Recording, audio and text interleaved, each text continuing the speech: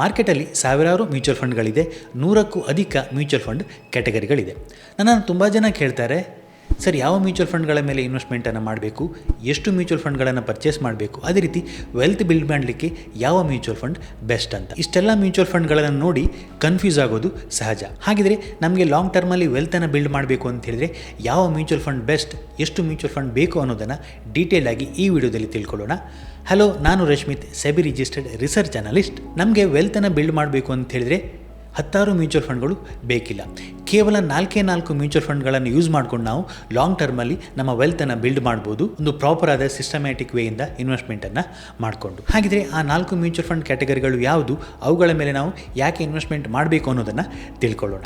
ಈ 4 ಕ್ಯಾಟಗರಿಗಳು ಕೂಡ ನನ್ನ ಫೇವ್ರೇಟ್ ಕ್ಯಾಟಗರಿಗಳಾಗುತ್ತೆ. ಮೊದಲನೇ ಕ್ಯಾಟಗರಿ ಮೊಮೆಂಟಮ್ ಕ್ಯಾಟಗರಿ. ಈಗ ತುಂಬ ಪಾಪ್ಯುಲರ್ ಆಗ್ತಾ ಇರುವಂಥ ಒಂದು ಟ್ರೇಡಿಂಗ್ ಮೆಥಡ್ ಅಂತ ಕರಿಬೋದು, ಮೊಮೆಂಟಮ್ ಟ್ರೇಡಿಂಗ್ ಅಂತ. ಏನಿದು ಮೊಮೆಂಟಮ್? ಯಾವ ಸೆಕ್ಟರ್ ಅಥವಾ ಸ್ಟಾಕಲ್ಲಿ ಮೂವ್ ಬರ್ತಾ ಇದೆ ಅಂಥ ಸ್ಟಾಕ್ಗಳನ್ನು ಚೂಸ್ ಮಾಡಿಕೊಂಡು ಅಲ್ಲಿ ನಾವು ಇನ್ವೆಸ್ಟ್ ಅಥವಾ ಟ್ರೇಡನ್ನು ಮಾಡುವಂಥದ್ದು. ಇಲ್ಲಿ ಅಸಂಪ್ಷನ್ ಏನಿರುತ್ತೆ, ಯಾವ ಸೆಕ್ಟರ್ ಅಥವಾ ಸ್ಟಾಕ್ ಸ್ಟ್ರಾಂಗ್ ಆಗಿ ಮೂವ್ ಆಗ್ತಾ ಇರುತ್ತೆ ಅದು ಮುಂದೆ ಕೂಡ ಸ್ಟ್ರಾಂಗ್ ಆಗಿ ಮೂವ್ ಆಗುವಂಥ ಪ್ರೊಬ್ಯಾಬಿಲಿಟಿಯನ್ನು ಹೊಂದಿದೆ ಎನ್ನುವಂಥ ಒಂದು ಅಸಂಪ್ಷನನ್ನು ಇಟ್ಕೊಂಡು ಅಲ್ಲಿ ಇನ್ವೆಸ್ಟ್ಮೆಂಟನ್ನು ಮಾಡುವಂಥದ್ದು. ಇಲ್ಲಿ ಏನಾಗುತ್ತೆ, ನಾವು majority of the time strong sector ಅಥವಾ ಸ್ಟ್ರಾಂಗ್ ಸ್ಟಾಕ್ಗಳಲ್ಲಿ ಇನ್ವೆಸ್ಟ್ಮೆಂಟನ್ನು ಮಾಡಿರ್ತೀವಿ. ಹೀಗೆ ಸ್ಟಾಕ್ ಹಾಗೆ ಸೆಕ್ಟರ್ ರೊಟೇಷನ್ ಆಗ್ತಿರುವಾಗ ನಮ್ಮ ಫಂಡಲ್ಲಿರುವಂಥ ಸ್ಟಾಕ್ಗಳು ರೊಟೇಷನ್ ಆಗ್ತಾ ಇರುತ್ತೆ. ಯಾಕೆ? ಎಲ್ಲ ಸಮಯದಲ್ಲೂ ಕೂಡ ಒಂದೇ ಸ್ಟಾಕ್ ಅಥವಾ ಒಂದೇ ಸೆಕ್ಟರ್ಗಳು ಸ್ಟ್ರಾಂಗ್ ಆಗಿ ಮೂವ್ ಆಗ್ತಾ ಇರೋದಿಲ್ಲ. ಟೈಮ್ ಟು ಟೈಮ್ ಸೆಕ್ಟರ್ಗಳು ಚೇಂಜ್ ಆಗ್ತಾ ಹೋಗುತ್ತೆ. ಸೊ ಈ ರೀತಿ ನಾವು ಮೊಮೆಂಟಮ್ ಕ್ಯಾಟಗರಿಯಲ್ಲಿ ಇದ್ದಾಗ ಏನಾಗುತ್ತೆ, ಸೆಕ್ಟರ್ ಚೇಂಜ್ ಆಗ್ತಾ ಹೋದಾಗೆ ನಮ್ಮ ಸ್ಟಾಕ್ಗಳು ಚೇಂಜ್ ಆಗ್ತಾ ಹೋಗುತ್ತೆ, ನಾವಲ್ಲಿ ಬೆಟರ್ ಆಗಿ ಪರ್ಫಾರ್ಮೆನ್ಸನ್ನು ಮಾಡುವಂಥ ಸಾಧ್ಯತೆ ಹೆಚ್ಚಿರುತ್ತೆ. ಸೊ ಹಾಗಾಗಿ ಇದು ಇರುವಂಥ ಒಂದು ಬೆಸ್ಟ್ ಕ್ಯಾಟಗರಿ ಮೊಮೆಂಟಮ್ ಕ್ಯಾಟಗರಿ. ಯಾವ ಸ್ಟಾಕ್ ಅಥವಾ ಸೆಕ್ಟರಲ್ಲಿ ಮೊಮೆಂಟಮ್ ಬರ್ತಾ ಇರುತ್ತೆ ಅಂಥ ಸೆಕ್ಟರಲ್ಲಿ ನಾವು ನಮ್ಮ ಪೊಸಿಷನನ್ನು ಬಿಲ್ಡ್ ಮಾಡುವಂಥದ್ದು. ನೆಕ್ಸ್ಟ್ ಇರುವಂಥದ್ದು ಆಲ್ಫಾ ಕ್ಯಾಟಗರಿ. ಆಲ್ಫಾ ಅಂದ್ರೇನು? ಇಲ್ಲಿ ಹೆಚ್ಚು ರಿಟರ್ನ್ ಸಿಗ್ತಾ ಇದೆ, ಅದನ್ನು ನಾವು ಆಲ್ಫಾ ಅಂತ ಕರಿತೀವಿ. ಫಾರ್ ಎಕ್ಸಾಂಪಲ್, ಯಾವುದೊಂದು ಇಂಡೆಕ್ಸ್ ಆಗಿ ಒಂದು ಸ್ಟಾಕನ್ನು ಕಂಪೇರ್ ಮಾಡ್ತೀವಿ ಅಂತ ಇಟ್ಕೊಳ್ಳಿ. ಫಾರ್ ಎಕ್ಸಾಂಪಲ್ ನಿಫ್ಟಿ 50, ಅದೇ ರೀತಿ ಯಾವುದು ಸ್ಟಾಕ್ ಎ. ನಿಫ್ಟಿ 50 ಕಳೆದ 1 ವರ್ಷದಲ್ಲಿ 10% ರಿಟರ್ನ್ ಕೊಡ್ತು ಅಂತ ಇಟ್ಕೊಳ್ಳಿ, ಸ್ಟಾಕ್ ಎ 15% ರಿಟರ್ನ್ ಕೊಡ್ತು ಅಂತ ಇಟ್ಕೊಳ್ಳಿ. ಈಗ ಸ್ಟಾಕ್ ಏನ ಆಲ್ಫಾ ಇಲ್ಲಿ ಜಾಸ್ತಿ ಇರುವಂಥದ್ದು. ಯಾಕೆ? ಇಂಡೆಕ್ಸ್ಗೆ ಕಂಪೇರ್ ಮಾಡಿದಾಗ ಈ ಸ್ಟಾಕ್ ಬೆಟರ್ ಆಗಿ ರಿಟರ್ನನ್ನು ಕೊಡ್ತಾ ಇರುವಂಥದ್ದು. ಸೊ ಹಾಗಾಗಿ ಈ ಆಲ್ಫಾ ಸ್ಟ್ರಾಟಜಿಯಲ್ಲಿ ಏನಾಗುತ್ತೆ, ಒಂದಷ್ಟು ಸ್ಟಾಕ್ಗಳನ್ನು ಫಿಲ್ಟರ್ ಮಾಡಿಕೊಂಡು ಯಾವ ಸ್ಟಾಕ್ಗಳಲ್ಲಿ ಇಂಡೆಕ್ಸ್ಗಿಂತ ಬೆಟರ್ ಆಗಿ ರಿಟರ್ನ್ ಜನರೇಟ್ ಆಗ್ತಾಯಿದೆ ಅಂಥ ಸ್ಟಾಕ್ಗಳ ಮೇಲೆ ಇನ್ವೆಸ್ಟ್ಮೆಂಟನ್ನು ಮಾಡುವಂಥದ್ದನ್ನು ನಾವು ಆಲ್ಫಾ ಸ್ಟ್ರಾಟಜಿ ಅಂತ ಕರಿತೀವಿ. ಸೊ ಈ ಎರಡು ಕ್ಯಾಟಗರಿಯಲ್ಲಿ ಒಂದು ಮೊಮೆಂಟಮ್, ಇನ್ನೊಂದು ಆಲ್ಫಾ. ಇಲ್ಲಿ ನಾವೇನು ಮಾಡ್ತೀವಿ, ನಮ್ಮ ರಿಟರ್ನನ್ನು ಮ್ಯಾಕ್ಸಿಮೈಸ್ ಮಾಡಲಿಕ್ಕೆ ಟ್ರೈ ಮಾಡ್ತೀವಿ. ಸ್ವಲ್ಪ ರಿಸ್ಕ್ ಇರುತ್ತೆ, ಬಟ್ ನಾವೇನು ಟ್ರೈ ಮಾಡ್ತೀವಿ, ಇಲ್ಲಿ ರಿಟರ್ನನ್ನು ಮ್ಯಾಕ್ಸಿಮೈಸ್ ಮಾಡಲಿಕ್ಕೆ ಟ್ರೈ ಮಾಡ್ತೀವಿ. ಬೇರೆ ಬೇರೆ ಸ್ಟ್ರಾಟಜಿಗಳ ಮುಖಾಂತರ ರಿಟರ್ನನ್ನು ಮ್ಯಾಕ್ಸಿಮೈಸ್ ಮಾಡಲಿಕ್ಕೆ ಟ್ರೈ ಮಾಡ್ತೀವಿ. ಸೊ ಈ ಮೊಮೆಂಟಮ್ ಹಾಗೆ ಆಲ್ಫಾ ಸ್ಟ್ರಾಟಜಿಗಳು ನಾರ್ಮಲಿ ನಮಗೆ ಇಂಡೆಕ್ಸ್ ಫಂಡ್ಗಳಲ್ಲಿ ಸಿಗುತ್ತೆ. ಈ ಎಕ್ಸ್ಚೇಂಜ್ ಏನಿರುತ್ತೆ, ಫಾರ್ ಎಕ್ಸಾಂಪಲ್ NSE ಇರ್ಬೋದು, ಇವುಗಳೇ ಒಂದಷ್ಟು ಸ್ಟ್ರಾಟಜಿಗಳನ್ನು ಕ್ರಿಯೇಟ್ ಮಾಡಿರ್ತವೆ. ಆ ಕ್ರಿಯೇಟ್ ಆದ ಸ್ಟ್ರಾಟಜಿ ಪ್ರಕಾರ ಒಂದು ಇಂಡೆಕ್ಸನ್ನು ಕ್ರಿಯೇಟ್ ಮಾಡಿರುತ್ತೆ. ಆ ಇಂಡೆಕ್ಸ್ಗಳು ಆ ಸ್ಟ್ರಾಟಜಿ ಪ್ರಕಾರ ವರ್ಕ್ ಆಗುತ್ತೆ. ಇಲ್ಲಿ ಎಕ್ಸಾಂಪಲನ್ನು ನೋಡಿದರೆ ಮೊಮೆಂಟಮ್ ಸ್ಟ್ರಾಟಜಿ, ಅದೇ ರೀತಿ ಆಲ್ಫಾ ಸ್ಟ್ರಾಟಜಿ ಅಂತ ಕ್ರಿಯೇಟ್ ಮಾಡಿರುತ್ತೆ ಅಂತ ಇಟ್ಕೊಳ್ಳಿ. ಅಲ್ಲಿ ಒಂದಷ್ಟು ಸ್ಟಾಕ್ಗಳಿರುತ್ತೆ, ಆ ಇಂಡೆಕ್ಸ್ಗೆ ಆ ಸ್ಟ್ರಾಟಜಿ ಪ್ರಕಾರ ಸ್ಟಾಕ್ಗಳು ಬರ್ತಾ ಹೋಗುತ್ತೆ.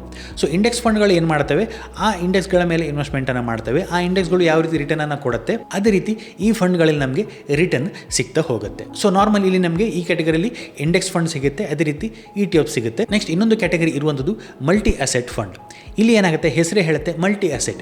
ಈ ಫಂಡ್ಗಳು ಬೇರೆ ಬೇರೆ ಅಸೆಟ್ ಕ್ಲಾಸ್ ಮೇಲೆ ಇನ್ವೆಸ್ಟ್ಮೆಂಟನ್ನು ಮಾಡುತ್ತೆ. ಈಕ್ವಿಟಿ, ಡೆಟ್, ಅದೇ ರೀತಿ ಗೋಲ್ಡ್ ಇರ್ಬೋದು, ಕಮಾಡಿಟಿ ಇರ್ಬೋದು, ಬೇರೆ ಬೇರೆ ರಿಯಲ್ ಎಸ್ಟೇಟ್ ಪ್ರಾಡಕ್ಟ್ ಇರ್ಬೋದು, ಇವುಗಳ ಮೇಲೆ ಇನ್ವೆಸ್ಟ್ಮೆಂಟನ್ನು ಮಾಡುತ್ತೆ.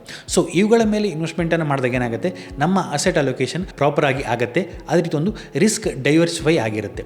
ಕೇವಲ ಈಕ್ವಿಟಿ ಮೇಲೆ ಮಾತ್ರ ಅಲ್ಲದೆ ಡೆಟ್ ಮೇಲೂ ಆಗುತ್ತೆ, ಹಾಗೆ ಗೋಲ್ಡ್ ಮೇಲೂ ಆಗಿರೋದ್ರಿಂದ ಪ್ರಾಪರ್ ಆಗಿ ಒಂದು ಡಿಸ್ಟ್ರಿಬ್ಯೂಷನ್ ಆಗುತ್ತೆ. ಸೊ ನಾವು ಆಲ್ರೆಡಿ 2 ಕ್ಯಾಟಗರಿಯಲ್ಲಿ ಮೊಮೆಂಟಮ್ ಹಾಗೆ ಆಲ್ಫಾದಲ್ಲಿ ಒಂದಷ್ಟು ರಿಸ್ಕನ್ನು ತೆಗೆದುಕೊಳ್ತಾ ಇದ್ದೀವಿ. ಅಲ್ಲಿ ಪ್ಯೂರ್ ಆಗಿ ಈಕ್ವಿಟಿ ಮೇಲೆ ಇನ್ವೆಸ್ಟ್ಮೆಂಟನ್ನು ಮಾಡ್ತಾ ಇದ್ದೀವಿ. ಸೊ ಈ ಕ್ಯಾಟಗರಿಯಲ್ಲಿ ನಮ್ಮ ಒಂದಷ್ಟು ಇನ್ವೆಸ್ಟ್ಮೆಂಟ್ ಡೆಟ್ ಮೇಲೂ ಹೋಗುತ್ತೆ, ಗೋಲ್ಡ್ ಮೇಲೂ ಕೂಡ ಹೋಗುತ್ತೆ. ನೆಕ್ಸ್ಟ್ ಇರುವಂಥದ್ದು ಗೋಲ್ಡ್ ETF ಮೇಲೆ ನಾವು ಒಂದಷ್ಟು ಇನ್ವೆಸ್ಟ್ಮೆಂಟನ್ನು ಮಾಡ್ಬೋದು. ರೀಸೆಂಟ್ ಟೈಮಲ್ಲಿ ಗೋಲ್ಡ್ ತುಂಬ ಚೆನ್ನಾಗಿ ರಿಟರ್ನನ್ನು ಕೊಡ್ತಾ ಇದೆ. ಅದೇ ರೀತಿ ಈ ಹಿಂದಿನ ಟ್ರ್ಯಾಕ್ ರೆಕಾರ್ಡನ್ನು ನೋಡಿದ್ರು ಕೂಡ ಗೋಲ್ಡನ್ನು ನಾವು ಒಂದು ಸೇಫ್ ಅಸೆಟ್ ಆಗಿ ನೋಡ್ತಾ ಇರೋದ್ರಿಂದ ಸೊ ನಮ್ಮ ಪೋರ್ಟ್ಫೋಲಿಯೋದಲ್ಲಿ, ನಮ್ಮ ಓವರ್ ಆಲ್ ಪೋರ್ಟ್ಫೋಲಿಯೋದಲ್ಲಿ ಒಂದಷ್ಟು ಪರ್ಸೆಂಟೇಜ್ ಗೋಲ್ಡ್ ಇರುವಂಥದ್ದು ಬೆಟರ್ ಆಗುತ್ತೆ.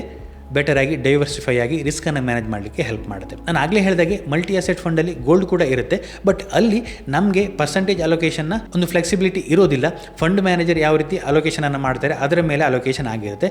ಬಟ್ ಇಲ್ಲಿ ನಾವು ನಮಗೆ ಯಾವ ರೀತಿ ಬೇಕು ಅನ್ನೋದನ್ನು ನಮ್ಮ ಟೋಟಲ್ ಪೋರ್ಟ್ಫೋಲಿಯೋದಲ್ಲಿ ಎಷ್ಟು ಪರ್ಸೆಂಟೇಜ್ ಗೋಲ್ಡ್ ಬೇಕು ಅನ್ನೋದನ್ನು ಡಿಸೈಡ್ ಮಾಡಿಕೊಂಡು ಒಂದಷ್ಟು ಪರ್ಸೆಂಟೇಜನ್ನು ಗೋಲ್ಡ್ ಮೇಲೆ ಇನ್ವೆಸ್ಟ್ಮೆಂಟ್ ಮಾಡ್ಬೋದು. ಸೊ ಈ 4 ಕ್ಯಾಟಗರಿಗಳಿಂದ ನಾವು ಬೆಟರಾಗಿ ರಿಟರ್ನನ್ನು ಜನರೇಟ್ ಮಾಡ್ಲಿಕ್ಕೆ ನೋಡ್ತೀವಿ. ಅದೇ ರೀತಿ ಲಾಂಗ್ ಟರ್ಮಲ್ಲಿ ಸ್ಟೇಬಲ್ ಆಗಿ ನಮ್ಮ ಪೋರ್ಟ್ಫೋಲಿಯೋನ ಡೈವರ್ಸಿಫಿಕೇಶನ್ ಅನ್ನು ಮಾಡಿಕೊಂಡು ಒಂದು ಸ್ಟೇಬಲ್ ರಿಟರ್ನನ್ನು ಜನರೇಟ್ ಮಾಡಲಿಕ್ಕೆ ಟ್ರೈ ಮಾಡ್ತೀವಿ. ಇಲ್ಲಿ ನಮಗೆ ಗ್ರೋತ್ ಸಿಗುತ್ತೆ, ಸ್ಟೆಬಿಲಿಟಿ ಸಿಗುತ್ತೆ, ರಿಸ್ಕ್ ಮ್ಯಾನೇಜ್ಮೆಂಟ್ ಅದೇ ರೀತಿ ಡೈವರ್ಸಿಫೈ ಆಗಿರುತ್ತೆ ನಮ್ಮ ಪೋರ್ಟ್ಫೋಲಿಯೋ. ಸೊ ಈ 4 ಕ್ಯಾಟಗರಿಗಳಲ್ಲಿ ನಮ್ಮ ರಿಸ್ಕ್ಗೆ ಅನುಗುಣವಾಗಿ ನಾವು ಅಲೋಕೇಶನ್ ಅನ್ನು ಮಾಡಬೇಕಾಗುತ್ತೆ. ನಮ್ಮ ಟೈಮ್ ಹಾರೈಸನ್ ಎಷ್ಟು, ನಮ್ಮ ಗೋಲ್ ಏನು ಅನ್ನೋದನ್ನು ನೋಡಿಕೊಂಡು ಈ ಕ್ಯಾಟಗರಿಯಲ್ಲಿ ನಾವು ಅಲೋಕೇಶನ್ ಅನ್ನು ಮಾಡಬೇಕಾಗುತ್ತೆ. ಕೆಲವೊಂದು ಕ್ಯಾಟಗರಿಗೆ ಜಾಸ್ತಿ ಅಥವಾ ಕೆಲವೊಂದು ಕ್ಯಾಟಗರಿಗೆ ಕಡಿಮೆ ಮಾಡಿಕೊಂಡು ನಾವೊಂದು ಅಲೋಕೇಶನ್ ಅನ್ನು ಮಾಡಬೇಕಾಗುತ್ತೆ. ಹಾಗಾದರೆ ನಿಮಗೊಂದು ಡೌಟ್ ಬರ್ಬೋದು, 4 ಫಂಡ್ಗಳ ಕ್ಯಾಟಗರಿ ಏನೋ ಸಿಕ್ತು, ಈ ಕ್ಯಾಟಗರಿಯಲ್ಲಿರುವಂಥ ಬೆಸ್ಟ್ ಮ್ಯೂಚುವಲ್ ಫಂಡ್ಗಳು ಯಾವುದು ಅಂತ. ನಾನೊಂದು ಪರ್ಸನಲ್ ಫಿನಾನ್ಸ್ ಏನೋ ಒಂದು ಕೋರ್ಸನ್ನು ಕ್ರಿಯೇಟ್ ಮಾಡಿದ್ದೀನಿ.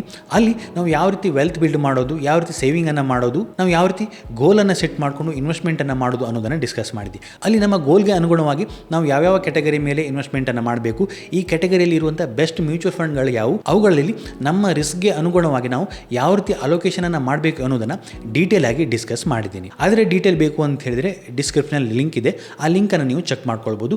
ಅಲ್ಲಿ ಈ ಕ್ಯಾಟಗರಿಯಲ್ಲಿ ಇರುವಂಥ ಬೆಸ್ಟ್ ಫಂಡನ್ನು ಡಿಸ್ಕಸ್ ಮಾಡಿ ಯಾವ ರೀತಿ ಅಲೋಕೇಶನ್ ಅನ್ನು ಮಾಡೋದು ಅನ್ನೋದನ್ನು ನಾನು ಡಿಸ್ಕಸ್ ಮಾಡಿದ್ದೀನಿ. ಸೊ ಸಿಂಪಲ್ ಆಗಿ ಒಂದು ಸಿಸ್ಟಮ್ಯಾಟಿಕ್ ವೇಯಿಂದ ಕೇವಲ 4 ಫಂಡ್ಗಳ ಮೇಲೆ ನಾವು ಇನ್ವೆಸ್ಟ್ಮೆಂಟ್ ಮಾಡೋದ್ರಿಂದ ನಾವು ಲಾಂಗ್ ಟರ್ಮಲ್ಲಿ ನಮ್ಮ ವೆಲ್ತ್ ಅನ್ನು ಬಿಲ್ಡ್ ಮಾಡ್ಲಿಕ್ಕೆ ಸಾಧ್ಯ ಆಗುತ್ತೆ, ನಮ್ಮ ಫಿನಾನ್ಷಿಯಲ್ ಇಂಡಿಪೆಂಡೆನ್ಸ್ ಅನ್ನು ಅಚೀವ್ ಮಾಡಲಿಕ್ಕೆ ಸಾಧ್ಯ ಆಗುತ್ತೆ. ಯಾವ ಮ್ಯೂಚುವಲ್ ಫಂಡ್ಗಳ ಮೇಲೆ ಇನ್ವೆಸ್ಟ್ಮೆಂಟ್ ಮಾಡಬೇಕು ಅಂತ ಕನ್ಫ್ಯೂಸ್ ಆಗಿರೋ ನಿಮ್ಮ ಫ್ರೆಂಡ್ ಜೊತೆ ಈ ವಿಡಿಯೋನ ಶೇರ್ ಮಾಡಿ.